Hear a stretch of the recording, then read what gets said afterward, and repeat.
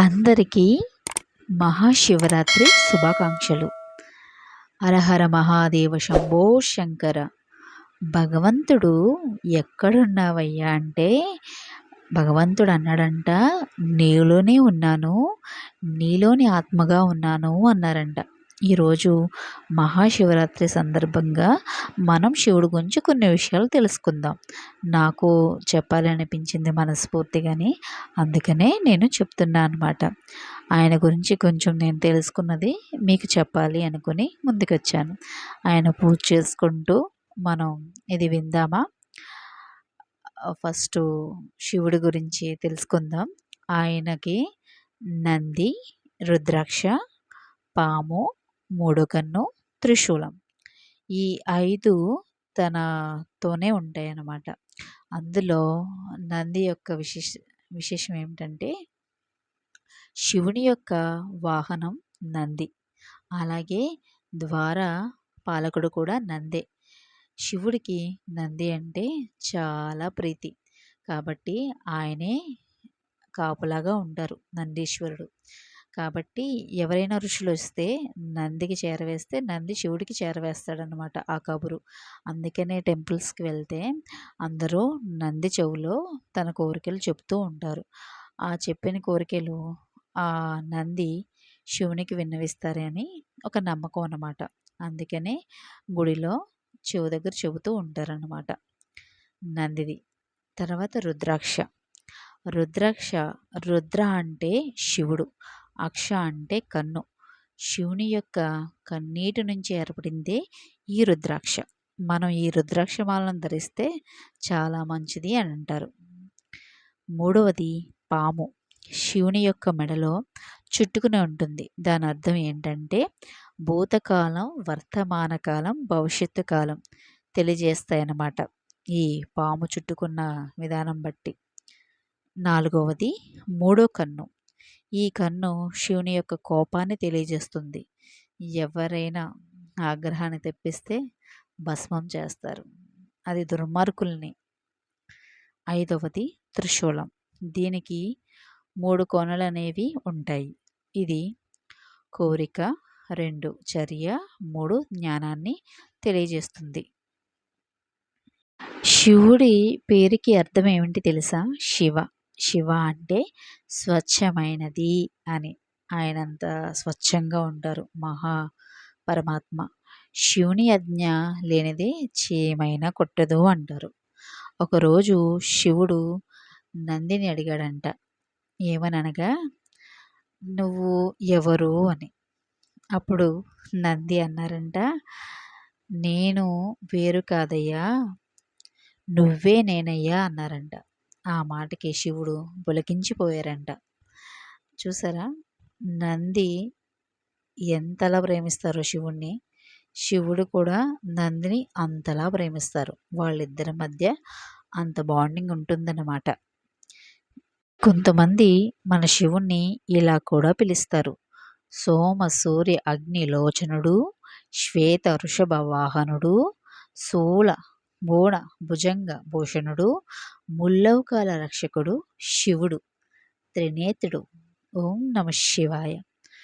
నాగాభరణుడా, నంది వాహనుడా. ఎన్ని పాటలు వచ్చినాయండి శివుడి మీద.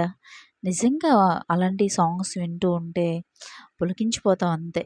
ఇంకా ఓం నమ శివాయ, ఓం నమ శివాయ, హర హర బోలే నమ శివాయ, గంగాధర హర నమ శివాయ, హర హర బోలే నమ శివాయ అంటూ ఆ స్వామిని అలా పూజిస్తూ ఉంటే చాలా నిజంగా మనిషికి చాలా ప్రశాంతంగా ఉంటుంది.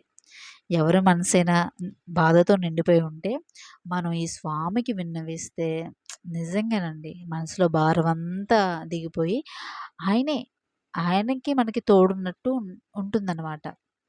నిజంగా మనసు బాగున్నప్పుడు ఆయన్ని ఇలాగా పువ్వులు పెట్టుకుని ధ్యానించుకోండి, చాలా కుదుట పడుతుంది మీ మనసు.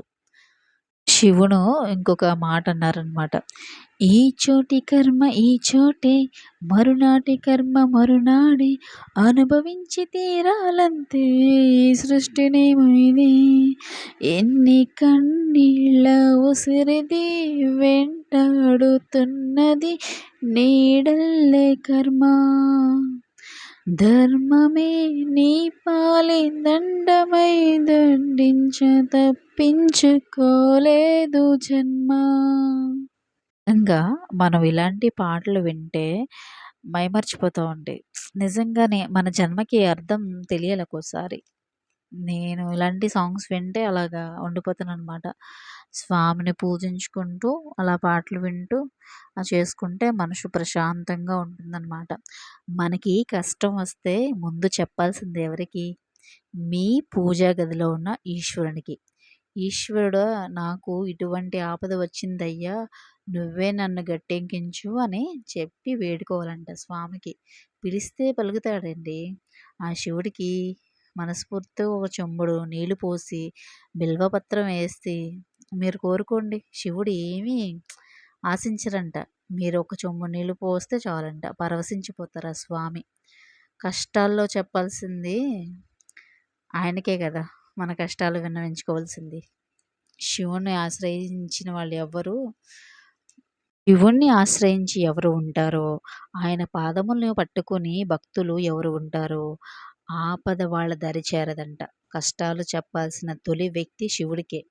మనం విన్నవించుకుంటే ఆయన అనుగ్రహిస్తారంట. ఇది మన చాగంటి కోటేశ్వరరావు గారు కూడా చెప్పారు. మహాశివరాత్రి రోజున చేయవలసిన నియమాలు: ఉదయాన్నే తలస్నానం చేసి శివాలయానికి వెళ్ళి మనం ఆయనకి అభిషేకం, పాలు, నీళ్ళు, పంచామృతాలు కూడా చేస్తే చాలా మంచిదని మన పంతులు చెప్తూ ఉంటారనమాట, పూజారులు. దేవుణ్ణి దర్శనం చేసుకోండి. ఆ గుడి చుట్టూ ప్రదక్షిణలు కూడా చేసుకోండి. ఉపవాసం చేసేవాళ్ళు పాలు, పండ్లు సాయంత్రం పూట మితంగా తీసుకోండి. శివరాత్రి రోజు అందరిది దైవ సంబంధమైన మాటలే, అందరితోనూ ఎక్కువ మాట్లాడండి. ఆ రోజు ఆ నామాన్ని జపిస్తూ ఉండండి. శివుణ్ణి సంవత్సరం అంతా కాకపోయినా మహాశివరాత్రి రోజైనా ఆయన గురించి మనం తలుచుకుందాం.